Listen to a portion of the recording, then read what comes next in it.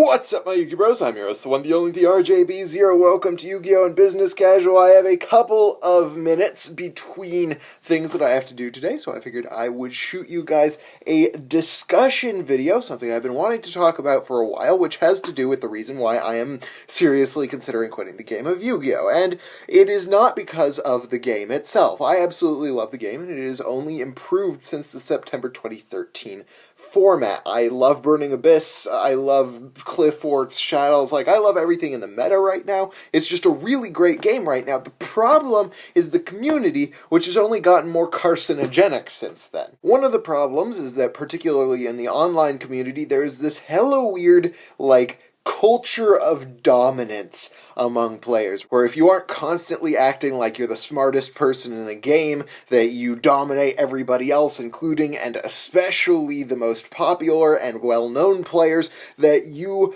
clearly are not a good enough player. Or in other circles, that if you are not the most creative person who hates the meta the most, then you are not an interesting enough player. But the other big problem with the community is the fact that half the community is at odds with the other half of the community. And I'm talking about the rift between competitive and casual players. And it's not just that they play the game differently. They speak two entirely different languages, and neither of them understands the other. I'll give you an example. I was at Locals a couple of weeks ago, and somebody asked what happened to Ghost Tricks, and I said, oh, they're still in the game, but we just changed their name to Burning Abyss. Now, the casual player who asked me the question was absolutely shocked and appalled and thought I was a total idiot. I personally thought he was in utter denial that Ghost Tricks had basically been taken over as a mechanic by the Burning Abyss mechanic. The problem here was that I was speaking from a competitive standpoint, and he was speaking as a casual player, which means that we were talking about essentially two totally different decks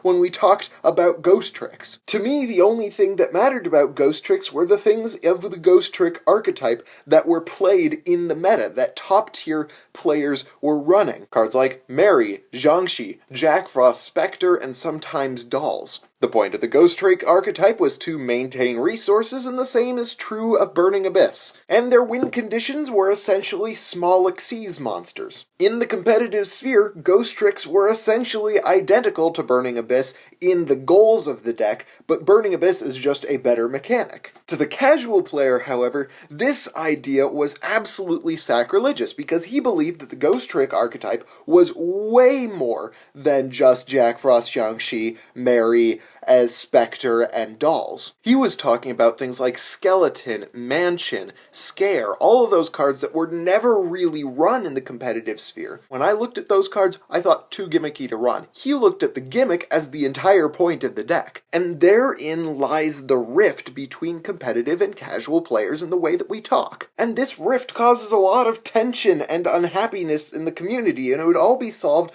if we at the very least understood the language that the other type of player was speaking in. When a competitive player talks to a casual player, the competitive player has to understand that the casual player is speaking from a standpoint of sentiment. They play a deck because they like the idea of the deck. They play the game because they enjoy the fun. They like to look at the game as a source of creativity and diversity. For a casual player, the source of fun is interesting and new ideas. For the casual player, you have to realize a couple of things. First of all, that the competitive player is also playing for fun. If they weren't playing for fun, they wouldn't be playing this game. The idea of playing a game is for fun. It's really difficult and very rare for you to actually make any money off of this game as opposed to losing money, so if you weren't enjoying the game, there would be no point to play. We, as competitive players, just see fun differently in the game of Yu-Gi-Oh! We look at fun as getting better, the rush of playing at a really high level. We thrive